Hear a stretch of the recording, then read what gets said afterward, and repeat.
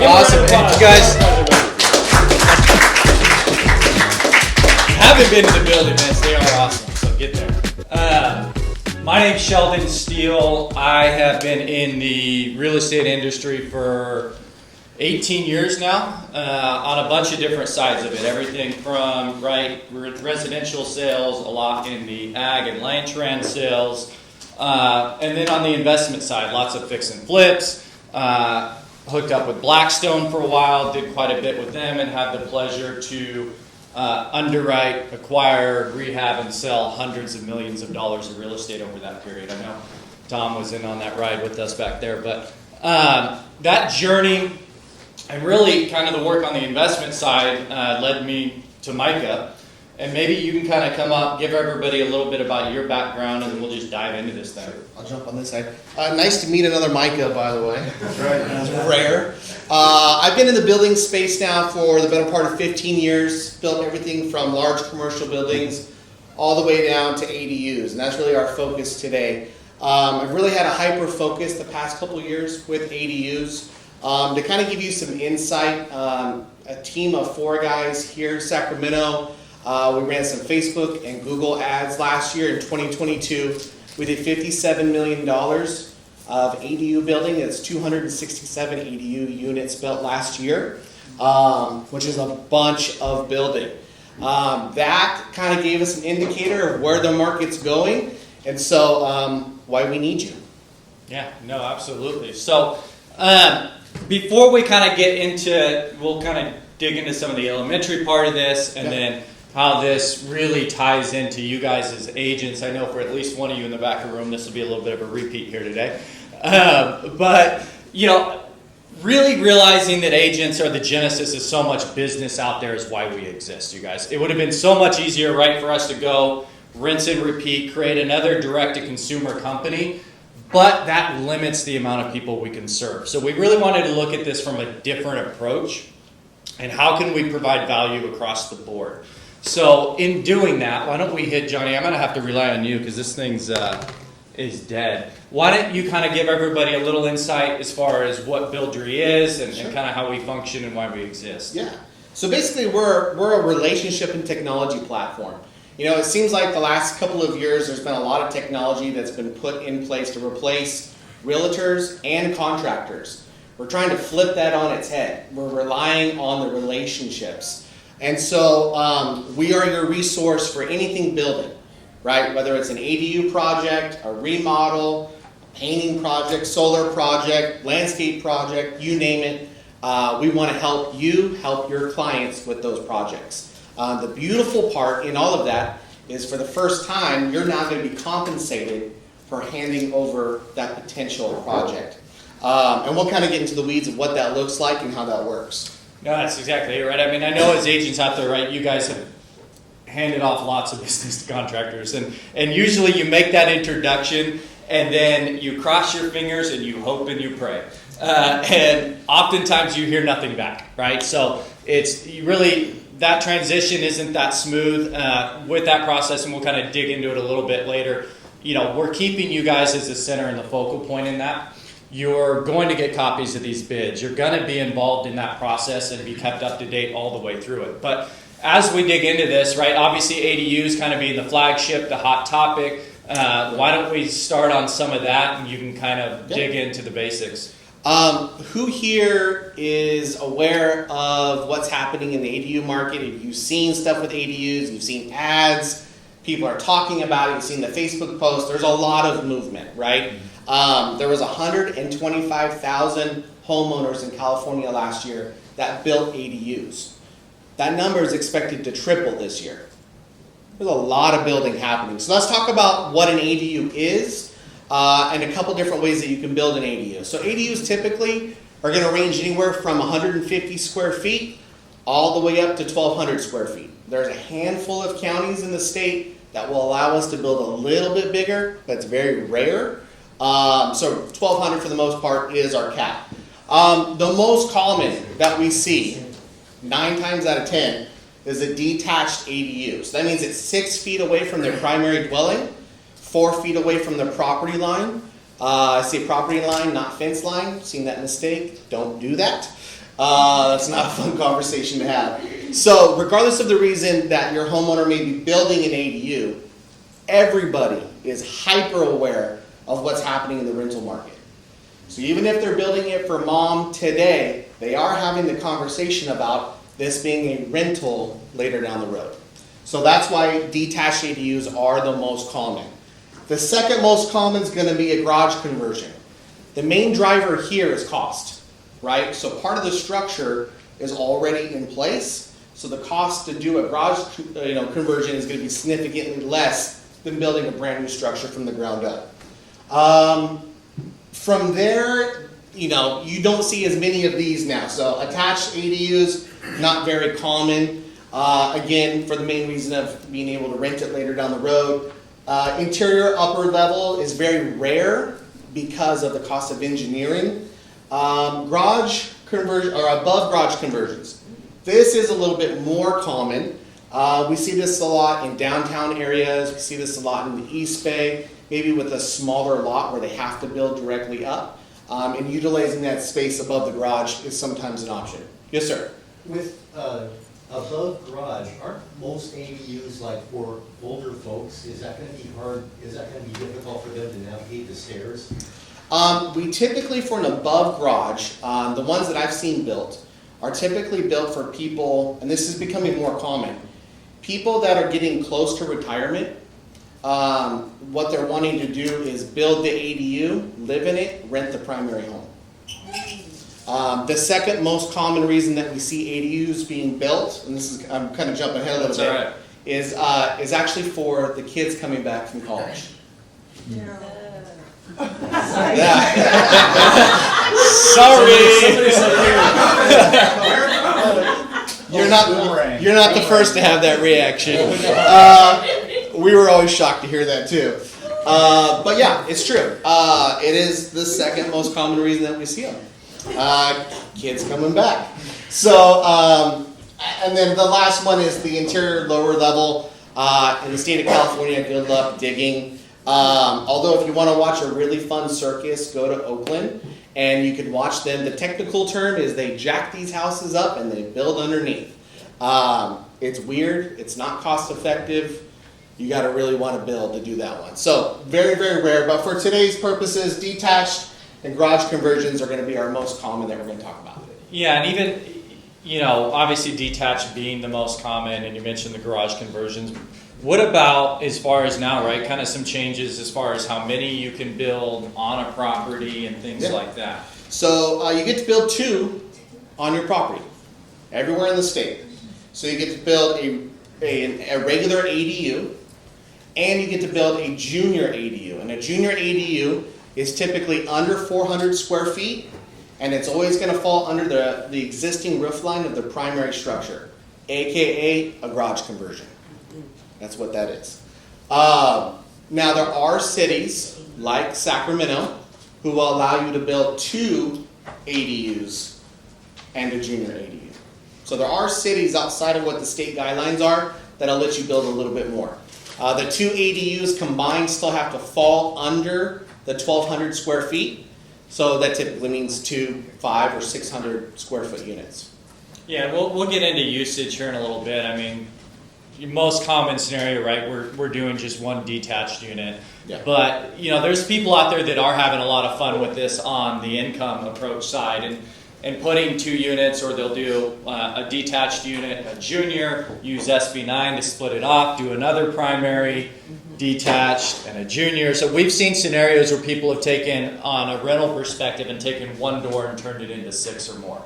So you can get really creative with it depending on what your use is. Yeah. Most cases it's not going that way. But cost, right? That's always the first question that comes up. There's a lot of misconceptions there on that side of it. Why don't you elaborate on some of that for us? I like to start with the really big scary number. The really big scary number is $360 a square foot. That is the state average right now for a completely done ADU. That's going to include your plans, your engineering, all of your finishes, your solar, all of it. So by the time it's all said and done, $360. I say that's a really scary number because that number is extremely skewed because of markets like Los Angeles and because of markets like San Francisco. So here locally, we're nowhere near that, but that is the state average right now. What that typically means is right under $200,000 on average for a 1-bedroom, 1-bath unit. And again, that includes pretty much everything to get that thing done and lived in. Yeah, so when you say all in, right, you're talking permitting, design, engineering, solar. So that's the big one too right now is solar. You guys, any new construction in California now, we are required to put solar on it. We are seeing some workarounds a lot of times with these units. A lot of people will actually opt to put solar on the main house and account for the ADU. Tends to make a lot more sense from a financial perspective than putting a small, 2 to 3, 4 panels on the ADU itself.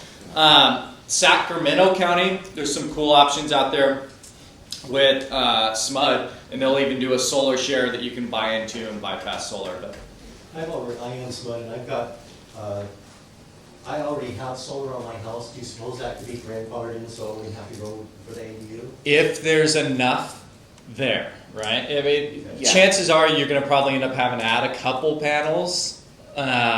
Which is still significantly the more, beneficial. Going to be more cost financially. effective and so, right, that is the big scary number, the all-in. Why don't we slide over? There we go. So what does that look like? Yeah. So typical build. So the average build that we're seeing right now is 504 square feet. This is typically a 14 by 36. It's a 1-bedroom, 1-bath, full kitchen, full bathroom. It's got a laundry. Most of the time these are on our concrete slab foundation. Mini split system for your heating, air conditioning. All of your finishes, design, architecture, build out, solar. Average price on that is $181,440. Right, so fighting a lot of misconceptions there, right, of these things aren't the $50,000 units that you've seen online back whenever, but it's interesting to see why people are building these, right? We kind of touched on some of it before. About 92% of our builds fall into one of two categories. It's either people building them for aging parents, right, especially coming out of COVID. Everybody's terrified to put grandma into a care facility. And we'll tap in a minute on the cost advantages of that. And then, as you mentioned earlier, the other part is kids coming back from college, which that one really surprised me. My parents are very nice. I don't think they were quite that nice. But that one was really eye-opening. For me, I figured going into this, hey, the vast majority of this is going to be built from an income perspective. And there is still people out there taking advantage of it. This exact model, actually, we have a gal over in East Sac, and what is she getting for rent on that right now? This exact same thing, 504 square feet in East Sacramento. She's getting $2,300 a month. We have another one, the exact same model in Citrus Heights. She's getting $2,200 a month. Wow. Yeah. Monster rents. So when you look at this average cost, at about a $200,000 average cost, and Josh will speak to this in a minute, you're going to see about a $1,500 to $1,600 bump a month in payment. So when you start considering, hey, I can rent this for $2,200, $2,300 a month, right? You're definitely getting within that 1% rule, which is incredibly difficult to do in the state of California. It makes a lot of sense when we start comparing that to rent for your average apartment or your house. When we start to look at it versus a $6,000, $7,000, $8,000, $9,000, $10,000 a month care facility, all of a sudden financially it starts to make a lot of sense from a use standpoint. So, and as you mentioned too, we're even seeing some people that are starting to get older, moving into these units, renting out the main house, covering the cost of everything, and traveling and having their fun. But now that we've kind of painted a picture on cost and what that looks like, Josh, why don't you come up and you can kind of give everybody a little insight on what it's looked like from the money access side. Yep. Had to get my glasses. Yeah, you having a hard time reading Right. that? Stand for the projector, I'll set this aside. Let me tell you a little bit about myself. Josh Bartuka. I've been in the mortgage industry since September 2001. Kind of an easy date to remember if you guys remember that, right? It was literally a week before 9/11. I started this August, I think it was, of last year, and I quickly realized that there was a disconnect on the financing. Because when we first started this, we literally thought it was going to be under traditional, the second one down. We thought it was just going to be a bunch of cash out refinances, right? This is going to be fantastic. I'm going to roll with it, right? We'll do 10 to 20 cash out refis. Until you realize everybody refinanced a year before and they've got 2.5. And nobody wants to touch 2.5, right? So what ended up happening is it really turned into that second one. And what I realized is I was talking to a bunch of consumers, customers, nobody understood HELOCs. They didn't understand HELOCs, they didn't understand HE loans, and they just didn't know how this stuff worked. So, and when you go to, say, a credit union, well, you don't really get a professional person to talk to you about it. They're all done through call centers, right? You don't, like Golden One doesn't have their mortgage guy send you off to a different area. And then you're just talking to some guy, wherever this person may be, and that person doesn't really have a vested interest in whether you know all the information or not. They're just kind of taking the phone call, blah, blah, blah, blah, blah, blah, yep, thanks, take care. So there became a need for a finance director. There became a need for someone to take in these people and say, okay, here truly are your options. And this is what they look like. Let's put it all on paper and figure it out. So the HELOCs are the biggest ones. And I don't know if you guys, I'm going to give you a little bit of info, just so you know. HELOCs, HE loans are the two, right? And people can kind of, like I had someone in the mortgage industry the other day go, well, this place only offers adjustable rate HELOCs. I said, well, yeah, all HELOCs are adjustable rates. That's kind of how they work. HE loans are fixed rate seconds. That's where you go into that. But the problem with the fixed rate seconds is they don't do 30-year terms. They're 20 years or less. So, again, it was just about educating the people. Construction loans are great. Problem with construction loans is they're midterm loans. You've got to do something with them at the end for most of them. So you can have that great low construction loan, and then at the end you either got to refinance or do a HELOC or a HE loan, right? The fun one really is this one here, the new options. Loans based on future value. So there are now a couple of companies, and there's not many, literally a couple, that will actually take they'll do an appraisal, and they'll give you two values. They'll do a subject to and an as is. So the as is obviously is the one we always want when you're realtors and you're getting an appraisal done for your person. Nobody wants subject to. But in this case you do. So the subject to allows them to lend on that value and lend up to 90% on that value. So not on the value as it is today. Which then brings up the next question. What is the added value of an ADU? And Ryan, is everyone familiar with Ryan Lundquist? Yeah. Right? Everyone's kind of heard of him, right? Right? What did Ryan say when we said what's the value of an ADU? Good luck. Yep. Nobody knew. It's brand new. Even appraisers had no idea. We literally got on the phone with Fannie Mae and said, how do you appraise this? And they finally kind of gave us a little bit of insight. Now the insight on this, so you know, is that you really have to have the contractors involved. You have to get the contractors to tell you how many units they've done, what the cost of those units are. Because up here in Roseville, go to Granite Bay, there's a cost of a house. Go down to Elk Grove and that same house may be a little bit less. But the ADU cost is the same, right? If it costs $200,000 in Granite Bay to build that ADU, it costs $200,000 to build it down in Elk Grove. So what that's allowed, what that Fannie Mae said, is we can now go further distance to help with the value. So that you're not restricted on within a mile, within 2 miles, or within 2 months or 3 months. You can now go distance and time further to find out what the average cost of these things are to allow for the future value of the home.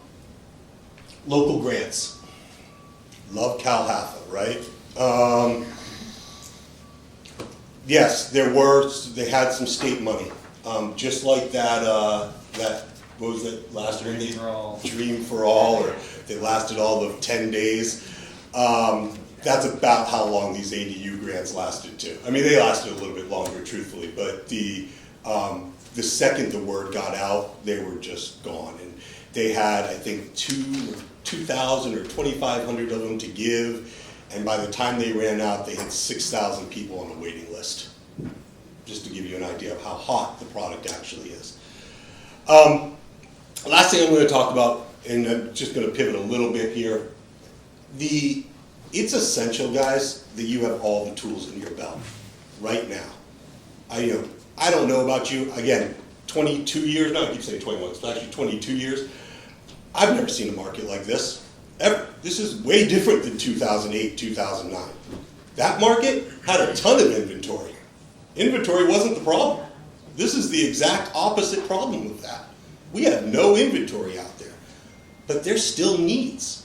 There's still real estate needs, and the ADU market has come in and made these needs more affordable for your clients. So the question is how do you capitalize, right? The beauty of real estate is there is always a way to make money. You just have to know how to capitalize. And now these guys have come in and said, hey, we're going to give you a way to capitalize. So thank you guys for your time. I appreciate it. I'll stay after if anybody has any questions, but I appreciate you guys' time. And Josh didn't go too far into that, you guys. If there's a lot going on behind the scenes on the appraisal side and things like that, right? The lending side still a little bit of an imperfect science is probably the best way to describe it. But we will get you to the end goal, whether no matter what it is. But if you've never been on the phone with Franny and Freddie, it's a pretty cool experience, and trying to get them to rewrite some of those guidelines. But so obviously this market is blazing hot, whether people realize it or not. So why don't you go into some of the numbers on that side of it?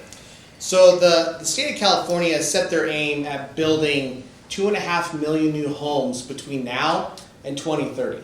There's a lot of building. With all of the changes that have happened over the past 2 years with the market, there's been a pivot inside of that. So now the goal inside of that big number is a third of that big goal they now want built in the form of an ADU. So we did the math. We worked backwards the other day. What was the actual number of ADUs needed per day to hit the goal? So it's easy for me to remember because it's my birthday. So we need 327 units per day built to meet the state's goal right now. It's bananas. It's crazy. Yeah. Now, we are seeing the speed pick up, though. So I have a couple things up here. So currently, right now, in LA County, 1 out of 4 permits that are with the building department under review are for an ADU. If they continue to build at the rate that they're building, by 2026, 1 out of 10 homes in the greater LA area is going to have an ADU. That's super important for us here locally, because that model that they're using is being replicated throughout the entire state. Right now, oh yes sir. Are you finding the time frame for permits in LA? You're aware of that at all? Yes, we're going to touch on it in just a second. There's some new law changes that are kind of kicking these building departments a little bit. There's just a lot. There's a lot of building happening right now. We've seen permit, here locally, they've tripled year over year since 2017. Right now, the hottest ADU market in the world is between Redwood City and San Jose, California. There are more ADU permits being pulled there every single day than anywhere else in the world. So there's a lot of opportunity here. No, I mean, that's exactly it, right? Yeah, I can go to the next one. Yeah. But this is something, you guys, that the state of California is getting right. Yeah. And they're taking some really cool models out of parts of Australia and parts of Canada, where we'll see cities and counties and things like that where the one they're actually using out of Canada is really cool. 68% of homes will have some form of ADU, right? And this is what they're grasping at and trying to replicate here. The state really does see this as one of the solutions to the housing crisis out there on both the affordability aspect and lack of doors aspect. So this year, January 1, is really when the doors got kicked open on this thing with some of these law changes and permitting timelines, stuff like that, as we just mentioned. So why don't you dig into that for us? Yeah, so that's one of the big ones, right? So January 1st of this year, the state was kind of paying attention to what was happening on the building side, and a lot of homeowners were getting discouraged. Homeowners would sit and wait 8, 9, 10, 11, 12 months plus waiting for these permits. So last year, the state stepped in and said, okay, building department, you have 60 days to approve this ADU permit, which we all thought was great. What we found out is they took that as a green light to go, okay, on day 58, denied, start back at day 1. So the state stepped in again this year, January 1st, and said, okay, new law. You now have 60 days to approve or put in writing why you're not going to approve this ADU permit. This had a massive impact immediately. People that have been waiting on permits for over a year got permits within 2 weeks. It started moving real quick. This also is causing massive effect. San Diego just had to hire 2 outside agencies for $5.5 million to help approve and process ADU permits in order to stay in compliance with the state. There's a lot of building happening. So that's really exciting. One of the other big changes that we've seen, height restrictions defined. This was different all over the state. Just going to touch on this briefly. 16 feet is allowed anywhere in the state under any circumstance. That's going to get you your 1-story potential of a small little loft, right? The other thing that they've done, 18 feet is now allowed if your primary structure is 2 stories or if the house is within a half mile of public transit, right? Bus stop, light rail, train, whatever it is. That's going to get you a potential of a 2nd story. 25 feet's pretty rare, but I do want to touch on this one, this last one, unpermitted work. All of us spend a little bit of time at home the past couple of years, and some homeowners got ambitious and got creative and did some projects that they may not feel very comfortable about the county hanging around, and forgot to pull some permitting paperwork for some projects that they did. So one of the laws that they passed to kind of help ease the homeowners, as long as it's not a life safety issue, nobody can withhold an ADU permit from a homeowner. So they've given the green light now on multiple fronts to homeowners to start moving and to start building. All right, that was a hang up for a lot of people. Another kind of cool thing we didn't mention on here, HOAs can no longer tell you no. So here is your chance to stick it to your HOA. You do still have to comply with design guidelines and things like this, but in the past that was a big hang up for people. States came in and said they can't do that anymore. And I mean the state's putting their money where their mouth is on this. I mean Huntington Beach is pushed back a little bit. State immediately took them to court. So there is a lot of political pressure to really push these things through right now. And some of these don't seem like that big of a deal, but they are having real world impact on people right now. I know just the permitting timelines. We inherited some people in Rockland down the street. They were what? I think she was like almost 10 months trying to get hers permitted. Right? Come the 2nd week of January, all of a sudden, boom, it's approved. The height thing doesn't seem like a big deal. We have some clients that were building a unit. They had a loft in it. It was going to be about 4 feet at the center height. She was figuring, hey, we can throw a mattress up there. Kids can do their slumber parties, all that stuff. Well, law change came about. Now, all of a sudden, we're getting a little over 6 feet at the center height of that loft. Beautiful spiral staircase going up to it, and now it's a fully usable room for them. So, right, it's having impact on people. Kind of a pro tip on that, too. If you come out of here and you discover you have clients that are in the process right now of getting an ADU designed and they do not have their builder working with that designer, please, please, please stop them. You will be their best friend. Those folks we inherited, same thing, already had plans drawn, and we're discovering this a lot. You'll quickly learn that architects love to spend your money.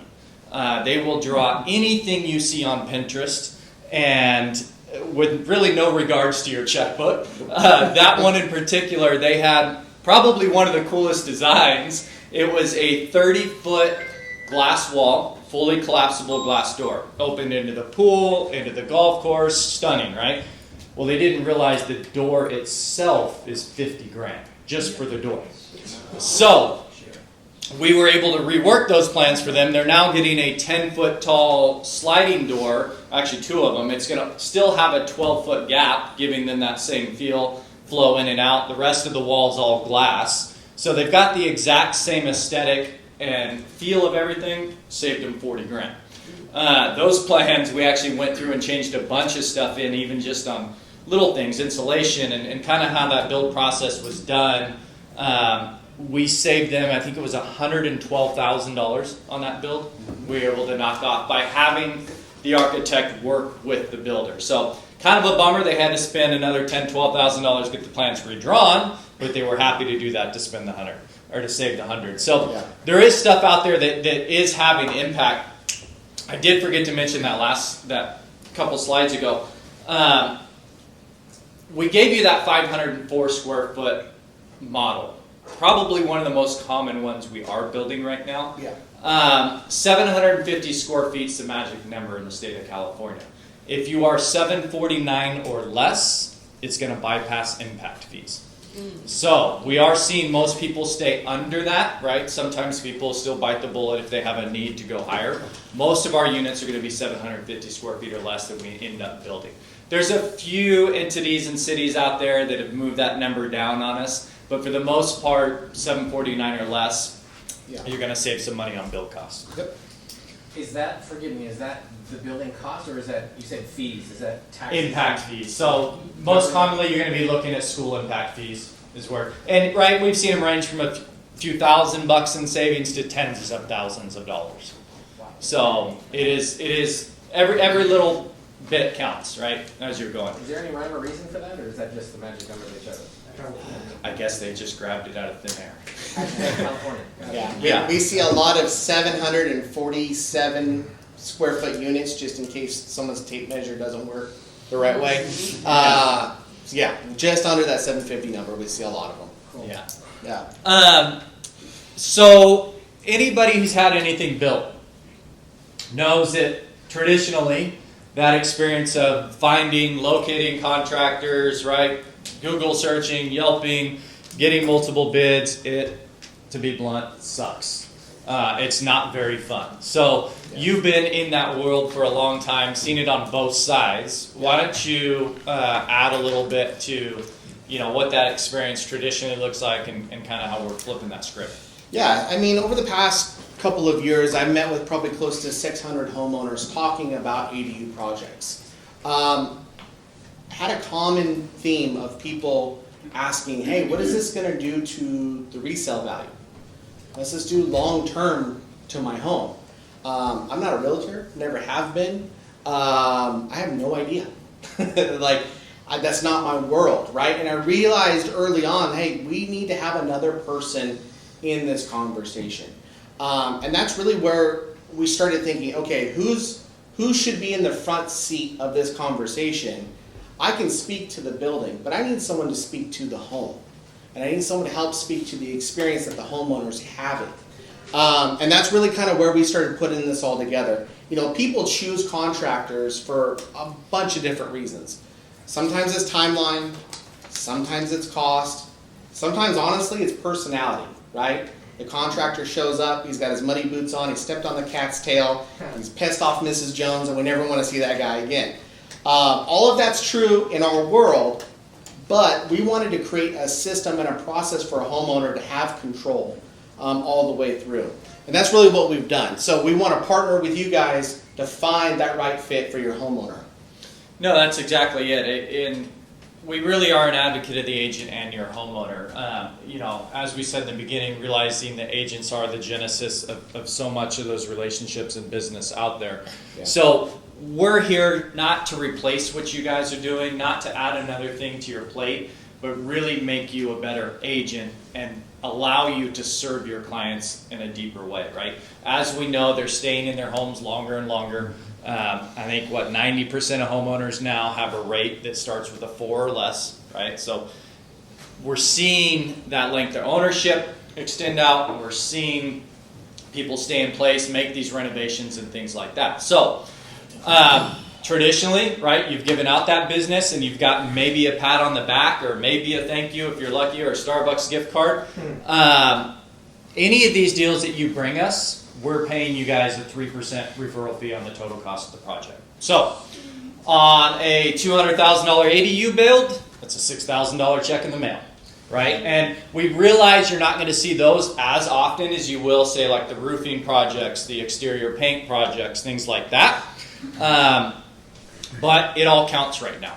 So we do have some really cool systems built out on the back end, and we'll kind of get into some of that in a little bit later, another class. But agent retention, we have some really cool homeowner workshops that we're doing, allowing you guys to go out, work through that database, and bring them something of value other than your happy Thanksgiving, here's your pie, happy New Year, all this stuff, right?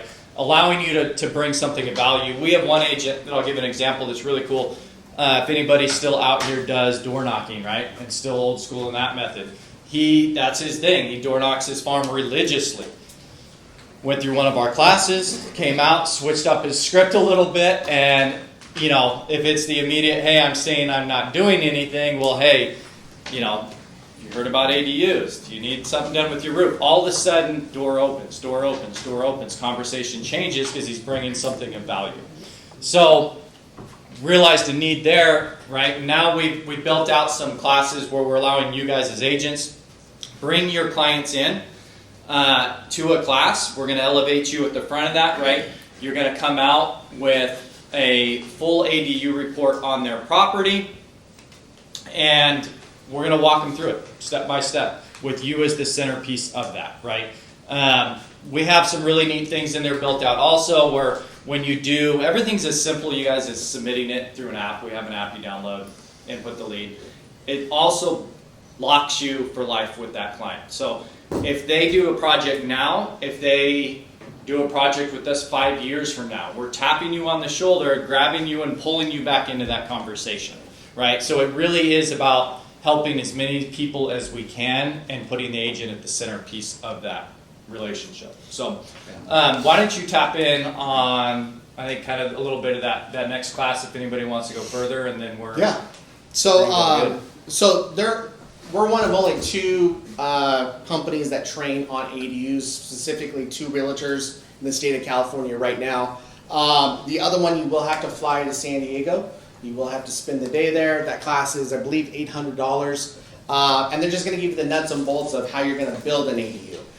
We actually don't focus on how you build an ADU. We focus on what your clients want, what they're building, how you assist them, how to market to them, and how to use our system. We want you to be a part of what we're building. So anybody here, we want to invite you next week. It's absolutely free. There's blue cards floating around. There's a QR code. You can go to the website. You can get registered. This is going to be on Zoom. It's a 2-hour class. We get into the weeds, and you can ask any questions you want, but we're going to roll everything out. When you walk out of that class, you're going to have marketing materials. You're going to have a system. It's plug and play. No, that's exactly right. We're going to take you from the moment of you have somebody that raises their hand, says they're interested, all the way through to that certificate of occupancy being issued. And like we said, right, I mean, not to sound like a broken record, the state sees these ADUs as a solution to the housing crisis. So we need to make sure that agents are involved in that ride, right? There's no reason that the contractor should have all the fun in this. So, knowledge is one thing. Applied knowledge is something else, and that's really the goal of that, right? Is we're going to take you through, give you the tools, give you the marketing pieces to go out there and actually apply this knowledge to serve your clients better and put a little more money in your bank account. So that's really it. I mean, if anybody else has any questions, we'll stick around for a little bit. Stick around for We're a long ready. time. We're We got ready. tons of Fired. Is there another master class coming? So yes, we that's going to be the last one for this month. We haven't released June's calendar yet. We'll probably get that out next week. Next month's going to be your last chance to kind of get a head start on the masses.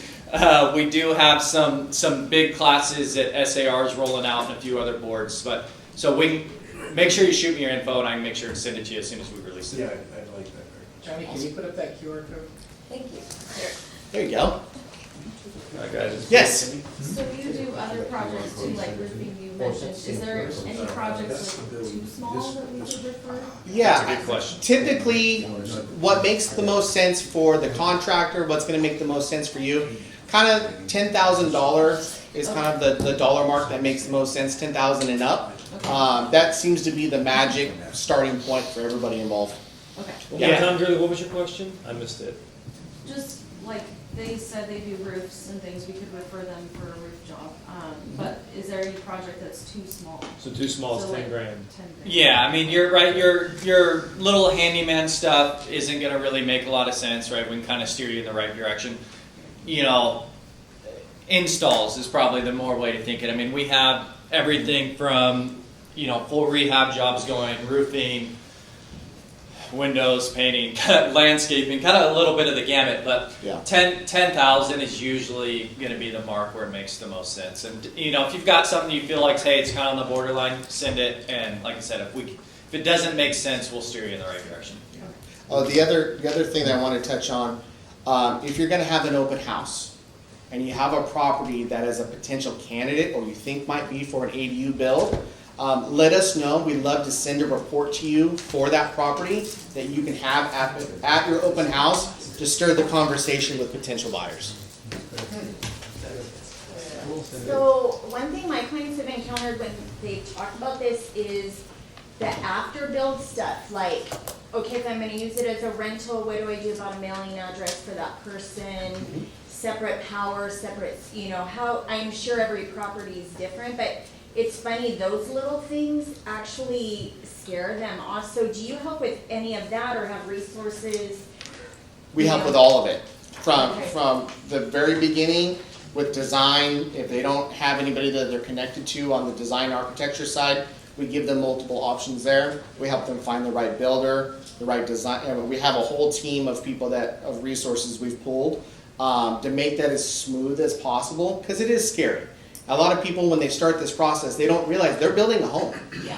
They are building a house, and most people have not done that yet. And so it's a different experience. So we try to make that as smooth and as easy. But yeah, we've encountered all those things. Yeah, I was going to say, and the short answer to that is yes, you can do that. Separate address, separate meter, and that is, in my opinion, the right way to do it. Yes, that seems to be, people want that when they go this route, but Yeah. How to do that seems to be the question. Yeah. It's fairly easy now. I mean, most of these entities have created an express lane for us now, so it works out pretty good. I like your, that open house idea is brilliant. That's a great value add. In asking the question, am I wrong to assume that the biggest determinant is the size of the lot? So Is that the only, or how would you rate the? yes and no. So one of the things that I try to really encourage people is people see a lot and they get real scared, like, oh, you can never build. You would be blown away at some of the small lots that we've built on. I was telling last night somebody about a unit that we're just getting ready to complete. It's right behind Sac State. The largest unit that we could build width-wise was 8 feet, which is crazy, Wow. right? But it was for her parents that are moving here from Korea, and it's larger than what they were living in there. Wow. They were over the moon. Kids are over the moon. We built the thing. So I always tell people, pay attention to the offsets. If you can be 6 feet away from the house and 4 feet away from their property line, and there's enough space there to build something, let's look at it. Wow. Yeah. So is there anything else other than the size of the lot that determines that? Is there? There's a lot. There's a lot, but in most cases it can be solvable, right? Yeah. If we can't meet the setbacks, we can't build. Okay. So I mean, typically, if we meet setbacks, there's going to be a solution to Everything most else other is challenges. figure-outable, Yeah. As long as the setbacks are. Yeah. Okay, cool. Great. Yeah. That's a great one. Thank you. Are there any restrictions on parking and access to the ADU? Not yet. Not yet. That's something that we've been talking about and probably see in the future becoming something, but as of now, no. About how many projects have you guys done? Do you have ongoing, like just So, what, projects from Reading to San Diego? Yeah, I had another. Another one, yeah, last night they came in. I had to figure out where National City was last night. I didn't know. San Diego. Yeah. So, all over the board. Buildery itself, we really didn't launch until about mid-January of this year. Yeah. Been doing it through other entities and things like that, and that's when it was kind of like, hey, there's a way we can help more people. Okay. So Buildery itself, on that side of it, I mean, we've got several projects underway right now, Yeah. but is still fairly new on that side of it. Okay, so if we all sent you somebody, would that be too much, or is Nope. there be a waiting list? Nope. No? No, go right away. Yeah, we can go right away, and average builds on, or time-wise on the ADU side, we're probably from the moment you say I'm ready to go to it's built, 8 to 10 months right now. Yeah. And you're about 3 or 4 months of actual build time. It's just how fast you get through design and engineering and things like that. We've seen some people really drag their feet, and some people it's like, hey, I want this pre-approved plan, let's go. And our builder network is statewide and is a little over 500 builders at this point. Okay, Yeah. beautiful. All right, any other questions for these? All right, Buck, what do you got? Just a quick question, just to clarify, and I'm sure the answer is yes. Any construction project that we refer to, whether it's roofing or any kind, would have the same referral fee? Correct. Okay. Yeah. And so even if we go out and we look at doing a project for your homeowner, and for some reason it's not the right time, it's not the right fit, but in 2 years from now they remember us and they call us, we're still going to pull you back in. You're still the origin of that relationship. So any project that they do for the time that they own that home, you get that referral fee. Yeah. Where do you find the mobile app? Any app store. Any app store, yeah. You Yeah, just it's under Buildery. Yeah, and I mean, if you really want to take advantage of this, if it was me, every time I sold a house, when I was doing the final walkthrough, I'd put it in the app, right? It's really quick and easy, and it's going to lock that client and that address to you. It's a great way to just work it into your final walkthroughs. Great idea. Love it. And then Mariah Bailey online said, are you able to give quotes to clients that are in escrow or have put an offer on another home, or does it have to be owned? No, we can do that. Yeah. We can definitely do that Awesome. for them. Good question, Mariah. Cool. Awesome, All guys. right, guys. We'll hang out for a Who's planning on bit. attending the class on next week? Raise your hand if you're going to plan on attending. All right. Awesome. Well, thank you so much, guys. Thanks, guys.